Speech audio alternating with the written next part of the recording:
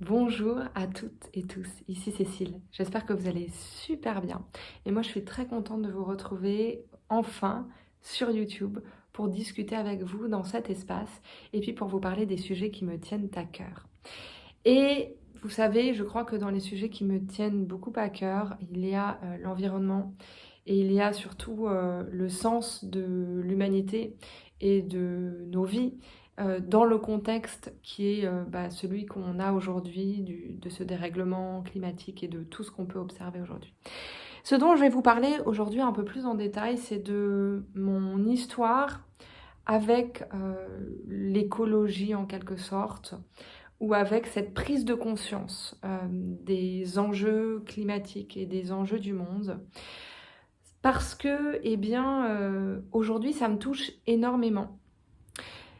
Mais pendant très longtemps, j'avais pas du tout conscience de ces problématiques. Et je pense que pour beaucoup d'entre nous, il y a une époque de notre vie où on n'était pas du tout conscient de tous ces sujets, hein, de l'extinction des espèces, du climat qui se dérègle, de la problématique des énergies fossiles, etc. Pour beaucoup d'entre nous, une majorité de notre vie, on n'en était pas conscient.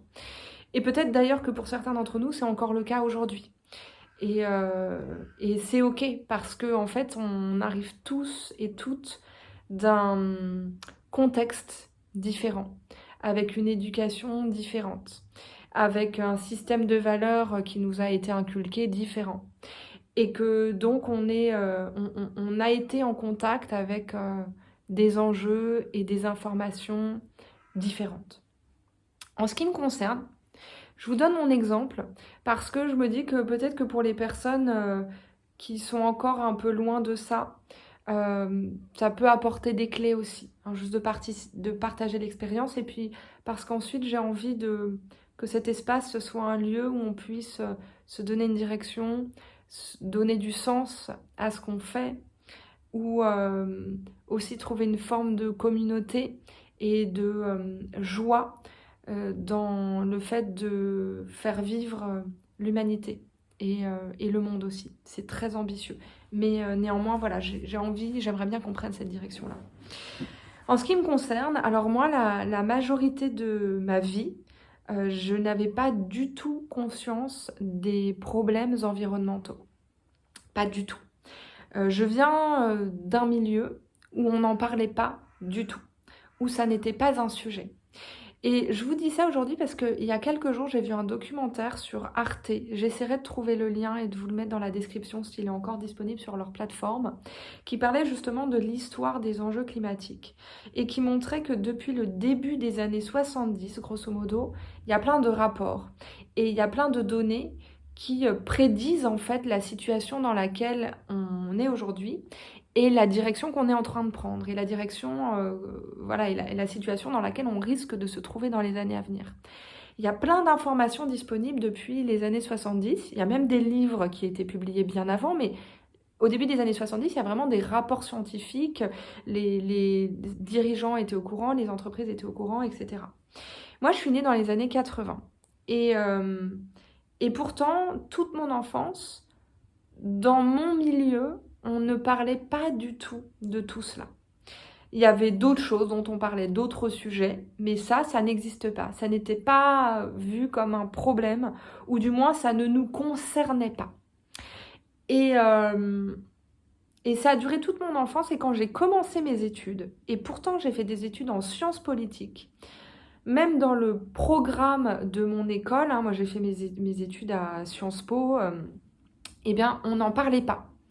On n'en parlait pas, on parlait énormément du 19e siècle, de la Révolution française, de la Révolution industrielle, des différentes républiques, enfin de plein de choses. Mais les enjeux environnementaux actuels, on n'en parlait pas du tout. Et ce qui fait que je suis restée assez longtemps complètement, on va dire presque hermétique à ces sujets. Alors j'avais une sensibilité à la nature assez forte, hein, notamment du fait que mes deux parents étaient vétérinaires et donc je passais beaucoup de temps très proche des animaux. J'avais une sensibilité spirituelle assez forte, mais n'empêche que tout ça n'a pas connecté avec les enjeux environnementaux. La première fois que j'ai commencé à m'informer sur le sujet et à y devenir un petit peu plus sensible, j'avais un peu moins de 20 ans, j'avais 19 ans et j'étudiais à l'étranger et j'avais une amie qui était très sensible à ces sujets-là et qui m'en a un peu parlé, mais à cette époque, à nouveau, j'avais tendance à considérer que ça ne me concernait pas. Et puis j'ai lu un rapport de Greenpeace sur les produits toxiques dans les cosmétiques. Et donc ça a été la première chose que j'ai faite à cette époque. Ça a été de supprimer tous les produits cosmétiques toxiques. Mais encore une fois, c'était une démarche quand même plutôt personnelle et c'était pas connecté encore avec une prise de conscience des enjeux environnementaux globaux. À cette époque, j'étais plus ou moins végétarienne, mais c'était plus pour un point de vue spirituel de ne pas vouloir infliger de souffrance que pour des enjeux environnementaux, pardon. Et c'est quand j'ai eu des enfants où vraiment je me suis réveillée sur ce sujet-là, parce que en fait, j'ai eu des enfants assez jeunes et sans avoir mené une grande réflexion sur le fait d'avoir des enfants auparavant. Hein, voilà, je vous parlerai peut-être de ce sujet une autre fois, mais bon, dans les faits, c'était ça. Et puis après, je me suis dit, mince, j'ai mis ces êtres au monde sur une planète dont on ne sait pas comment ça va se passer dans 30 ans, dans 50 ans. Et donc là, ça a pris un caractère personnel et urgent, le fait de m'intéresser à tout ça. Parce qu'en fait, moi, j'ai envie que mes enfants et mes neveux et les amis de mes enfants et de mes neveux et de tous les enfants qui existent aujourd'hui puissent bénéficier de la beauté incroyable du monde que l'on a. Et pas que l'on a d'ailleurs, parce qu'il n'est pas à nous, mais que l'on a la chance d'habiter. Et j'ai envie que cette magie de la planète, on ne la détruise pas et qu'au contraire, on en prenne soin pour toutes les générations à venir. Donc ça a été ma motivation principale. Et j'ai commencé à me renseigner et à étudier sur le sujet et à regarder des vidéos comme celle que vous regardez là tout de suite. Et c'est pour ça que je partage ça, c'est parce que j'espère que ça peut faire une petite goutte pour aller dans cette direction-là. Et puis à lire des ouvrages et puis à vraiment réduire mes déchets et à arrêter de surconsommer le plus possible, évidemment, par rapport à d'autres personnes dans d'autres pays. Je surconsomme encore probablement, mais beaucoup, beaucoup, beaucoup moins que ce que j'ai fait à une époque. À même me poser la question d'arrêter de prendre l'avion, hein, même si je le dis souvent, je reprendrai l'avion un jour pour aller en Inde, moi, une fois, mais voilà, sur le principe, ce sera l'exception, parce que c'est plus quelque chose que je fais aujourd'hui. Sur même voir comment on peut moins utiliser la voiture, enfin, toutes ces réflexions-là, elles me sont venues après la naissance de mes enfants parce que j'ai eu ce sentiment de cette urgence et cette envie de les protéger. Et donc ça part de quelque chose de très instinctif et lié à ma tribu d'une certaine manière. Mais n'empêche qu'au final, on est tous une tribu, on fait tous toute partie de cette même tribu et qu'aujourd'hui, notre tribu, elle est en danger. Elle est en danger et on l'a vu, hein, on l'a vu ces derniers mois, cette année, c'est difficile de dire que le réchauffement climatique n'était pas palpable. Et on sait en même temps qu'on a plein de clés, hein, il y a plein de rapports scientifiques qui nous donnent les clés, et pourtant c'est pas suffisamment inconfortable aujourd'hui pour que ça nous aide à changer. Tout à l'heure, j'ai écouté un morceau d'une interview de Pablo Servigne, je crois, qui disait mais l'effondrement, ou le grand effondrement de la biodiversité, tout ça, en fait, il faut que ce soit un grand tournant. Il ne faut pas le voir en termes... enfin, en tout cas, moi, je vous dis aujourd'hui que oui, ça va être probablement dur les prochaines années, mais est-ce qu'on peut voir ça comme un changement de paradigme pour le mieux au final?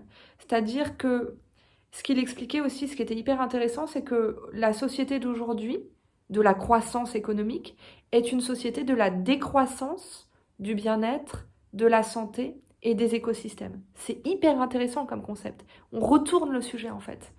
Et nous, on veut passer dans une société où le sujet ne soit plus probablement la croissance économique, mais la croissance de la bien-être, de la santé et de l'écosystème et du bien-être planétaire. Et moi, aujourd'hui, j'ai envie de me placer dans ce paradigme. Et j'ai envie que cette chaîne sur laquelle maintenant je m'engage à revenir maintenant, régulièrement, si possible une fois par semaine, au moins une fois toutes les 2 semaines, en vous parlant vraiment plutôt d'expérience, parce que je crois que c'est ça ce dont je peux vous parler. J'ai envie que ce soit un lieu où on puisse faire ce changement intérieur, nous et ensemble, d'aller vers cette société d'une croissance, de la santé, du bien-être et du bien-être de la planète, plutôt que juste une croissance économique. Et ça passe par un changement de point de vue intérieur. Et je crois que si on change notre système de valeurs dans ce sens-là, ça peut nous aider à aborder cette transition dont on a tellement urgemment besoin maintenant. Voilà, je veux pas faire trop long parce que je sais que YouTube n'aime pas les formats trop longs, même si je vous en ferai peut-être à l'avenir parce que parfois je peux pas m'en empêcher non plus. N'hésitez pas à commenter toujours dans la bienveillance, s'il vous plaît. Et n'hésitez pas à partager votre expérience à vous et qu'on fasse un petit peu de ça notre plateforme où on va se soutenir et on va se donner de l'énergie et on va se donner de la joie aussi pour faire cette société d'une croissance différente et d'une prise en compte de l'ensemble de la planète comme faisant partie de notre tribu. Et de réaliser qu'on est une tribu, on est tous et toutes ensemble dans le même bateau. Et ce bateau-là, maintenant, il faut qu'on en prenne soin. Je vous souhaite une très belle journée, je vous embrasse. Si ça vous touche, ce que je vous raconte, partagez avec d'autres personnes, s'il vous plaît, parce qu'on a tous et toutes besoin maintenant de prendre ça en compte, je crois. Enfin, moi, en tout cas, j'y crois. Et puis, abonnez-vous, likez, partagez, et je vous embrasse et je vous dis à très vite.